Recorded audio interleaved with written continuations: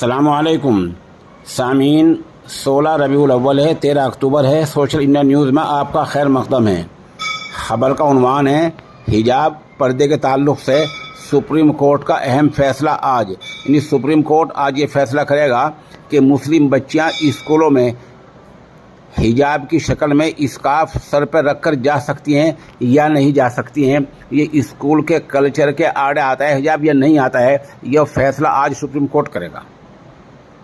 आपने अंदाज़ा लगाया कि बीजेपी सरकार ने हमें कहाँ पहुँचा दिया है।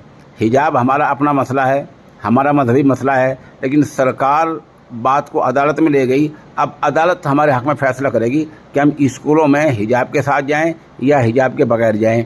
ये सरकार की नीति पर होता है, सरकार के इरादे पर होता है। बीजेपी सरकार ने इस हद तक हमें पहुंचा दिया है कि हिजाब के ताल्लुक़ से हम अपना फ़ैसला खुद करने के मजाज में और खुद करने की अहलियत में नहीं रह गए हैं।